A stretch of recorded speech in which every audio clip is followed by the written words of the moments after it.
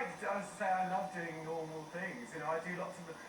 There's this myth that I'm not normal. I mean, I guess I'm not normal. You know, kind of, whatever that means. But you know, I mean, I think just ordinary things kind of make me happy. You know, smile at a stranger. You know, cup of tea. I'm a stranger. I smile. What do we see here? Because this must be a very important room for you. Well, this is also not normal. Well, I mean, I don't know. I mean, it's kind of lots of Catholic, religious, kind of iconography, if you like, a bit of Russian stuff, a bit of Greek stuff.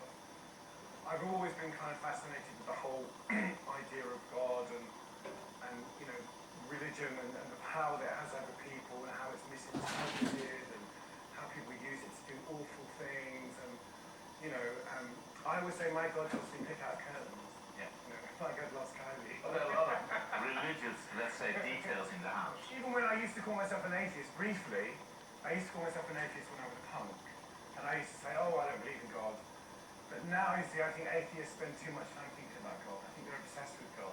But there's so many paradoxes in reading about you, because on the one hand you said, my father was emotionally unavailable, but on the other hand, when 15 years, and you were 15 when you said to him, well, I love boys, you said he was amazing. He was, yeah. Now, if I ask you, what kind of father was he, if you had to define that?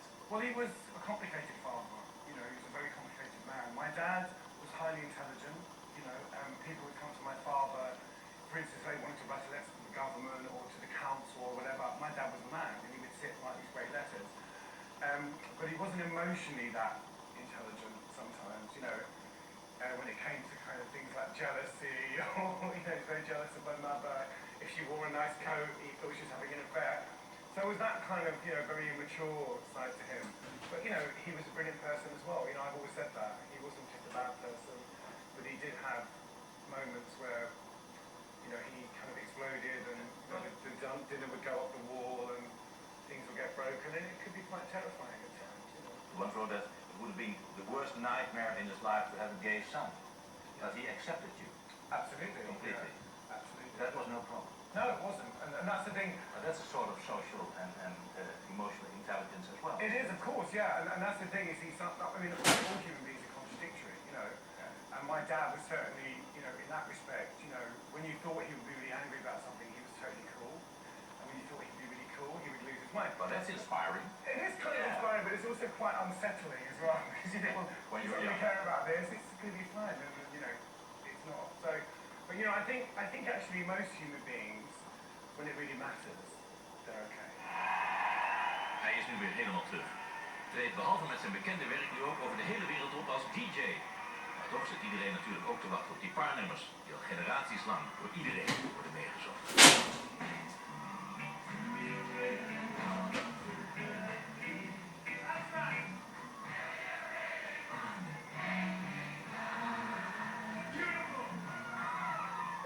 This is beautiful. It is, yes. This house, but this house must have helped you to re-establish yourself. Wat een woonomgeving al met iemand kan doen. In zijn biografie schreef Boy George dat de sfeer in dit huis hem werkelijk geholpen heeft om zichzelf terug te vinden. Rustgevend vindt hij, al die met zorg uitgekozen reliquieën. En bovendien, hij is een man met mooie verhalen. I just found a picture of myself and Margaret Thatcher, which I'm about to purchase.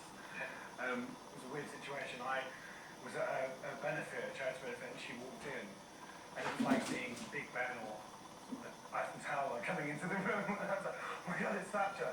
And I spent the whole evening saying, I don't want to meet her, but of course I did. Of course. Who doesn't want to meet Mrs. Thatcher? So basically, towards the end of the evening, someone came up and said, oh, from the organisation, would you do a photo with her? And of course I was like, oh no, I couldn't possibly do that.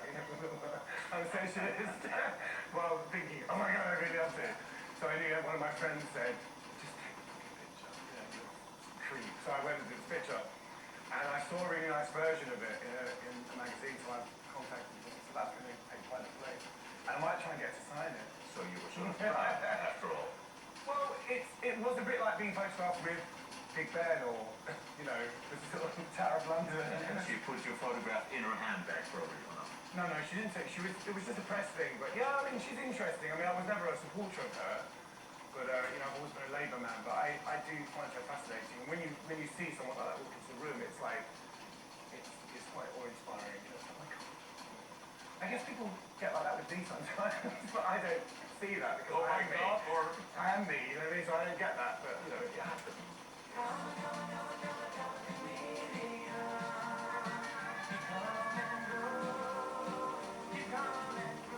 het was destijds een van zijn broers die Boy George heftige verslaving voor het eerst publiekelijk bekend maakte.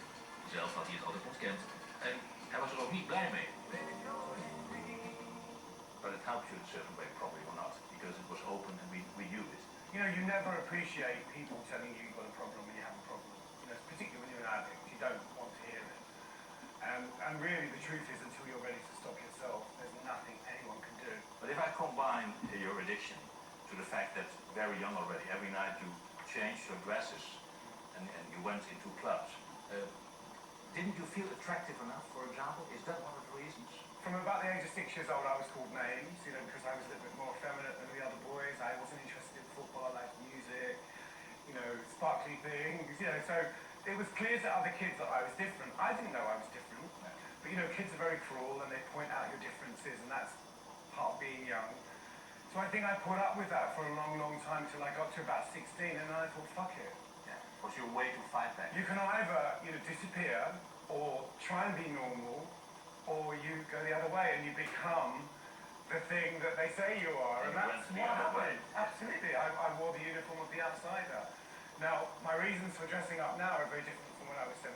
Beautiful hat. I don't really care what people think anymore. No, I used to care, but now I don't care, you know. I mean, it's kind of so normal to me, you know. So I don't think about it at all. Je zal hem zelden tegenkomen zonder hoed. Maar hij draagt uitsluitend creaties van de fameuze Engelse ontwerper Stephen Jones. Intussen blijft de vraag, is het werkelijk de eerste keer die lange tijd clean is en drugs-free? Het blijkt het eindresultaat van een jarenlange worsteling. We really said about 5 years ago, which was the last time I kind of stupidly got involved with drugs, and I've been clean now for 2 years and That's the 6 New York months. period. Yes, and now 14 grams of cocaine? that's not true. No. No. So there's misinformation also. Well, of course it was all Well, where does it misinformation. come from? Do we want to hear that, or do we No, want does to it matter? I don't think it matters really. I don't think, you know, it's like urban myths. There's a lot of urban myths in my life, you know, and, you know, sometimes there's a grain of truth and then it just gets, you know, taken all out of proportion. When I was 18 and I started my band, I guess I wanted to inspire people, you know, and I feel that way again. Yeah. You know, I do feel that way You're again. inspiring us today. I'm glad to hear that. S'avonds heeft huizen George iets spookachtigs. De muren zouden dan ook kunnen verhalen van een zeer turbulent leven. Hier overleed een van zijn bandleden, toetsenist Michael, na een overdosis heroïne. Maar de rust lijkt voorgoed weergekeerd in het hoofd van de heer des huizes. What can still make you extremely happy in life? I don't really sort of, you know, I don't really need to kind of be made overly excited. I'm quite happy. I'm quite chilled out. You know, my roof fell in yesterday. That makes And you I happy. laughed. I laughed. You know, I didn't create a scene. I think, you know, when I was younger, I didn't have an off button. It wasn't little Thatcher jumping on the roof, you're sure? Well, hopefully that would be exciting. That would excite me. But you know, when I was younger, I didn't really have so much control over my behaviour. You know, and I think as I've got older, I've just chilled out. You know, I have friends who say people don't change. And I think that's bullshit. I think people do.